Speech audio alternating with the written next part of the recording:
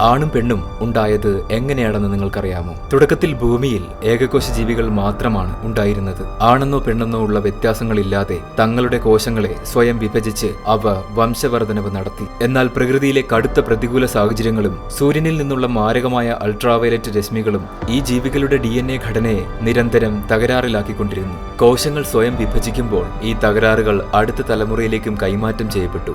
ഈ അതിജീവന പ്രതിസന്ധിക്കിടയിലാണ് യാദൃച്ഛികമായി ജനിതക വ്യതിയാനങ്ങൾ വഴി ചില കോശങ്ങൾ പരസ്പരം ഒട്ടിപ്പിടിക്കുന്ന സെൽ ഫ്യൂഷൻ എന്ന പ്രതിഭാസം ഉണ്ടാകുന്നത്. ഇങ്ങനെ ഫ്യൂസ് ചെയ്യപ്പെട്ട കോശങ്ങൾക്ക് ഒരു കോശത്തിലെ DNA തകരാറുകൾ മറ്റേ കോശത്തിലെ ആരോഗ്യകരമായ ഭാഗം ഉപയോഗിച്ച് പരിഹരിക്കാൻ അവയ്ക്ക് സാധിച്ചു. ഈ ഗുണം കാരണം അവയ്ക്ക് മറ്റുള്ളവയെ അപേക്ഷിച്ച് കൂടുതൽ അതിജീവന സാധ്യത ലഭിക്കുകയും നാച്ചുറൽ സെലക്ഷൻ വഴി ഈ സ്വഭാവമുള്ള ജീവികൾ ഭൂമിയിൽ നിലനിൽക്കുകയും ചെയ്തു. ഈ ഘട്ടത്തിൽ അവയ്ക്ക് വലിപ്പ വ്യത്യാസമില്ലായിരുന്നു. പ്ലസ് മൈനസ് എന്നീ രണ്ട് വ്യത്യസ്ത മേറ്റിംഗ് ടൈപ്പുകൾ മാത്രമാണ് അന്നുണ്ടായിരുന്നത്. ശാസ്ത്രം ഇതിനെ ഐസോഗമി എന്ന് വിളിക്കുന്നു.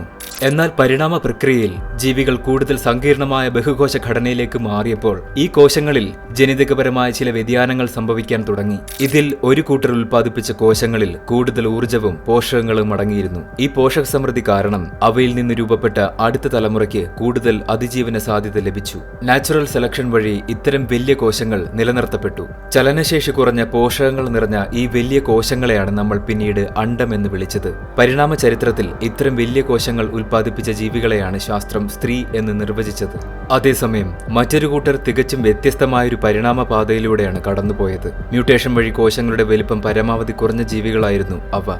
ഘടന ചെറുതായതോടെ ഊർജ്ജം ലാഭിക്കാനും വളരെ വേഗത്തിൽ സഞ്ചരിക്കാനും ലക്ഷക്കണക്കിന് കോശങ്ങളെ ഒരേ സമയം ഉൽപ്പാദിപ്പിക്കാനും അവയ്ക്ക് കഴിഞ്ഞു. ചലനശേഷിയുള്ള ഈ ചെറിയ കോശങ്ങളെയാണ് നമ്മൾ പിന്നീട് ബീജം എന്ന് വിളിച്ചത്. പരിണാമത്തിൽ ഇത്തരം ചെറിയ കോശങ്ങൾ ഉൽപ്പാദിപ്പിച്ച ജീവികളെയാണ് ശാസ്ത്രം പുരുഷൻ എന്ന് നിർവചിച്ചത്. സൂക്ഷ്മകോശങ്ങൾക്കിടയിൽ കോടിക്കണക്കിന് വർഷങ്ങൾക്ക് മുൻപ് നാച്ചുറൽ സെലക്ഷനിലൂടെ രൂപപ്പെട്ട ആ അതിജീവന പ്രതിഭാസമാണ് ഇന്ന് നമ്മൾ കാണുന്ന ജീവലോകത്തിലെ വൈവിധ്യമാർന്ന ആൺ പെൺ വ്യവസ്ഥിതിക്ക് കാരണമായത്.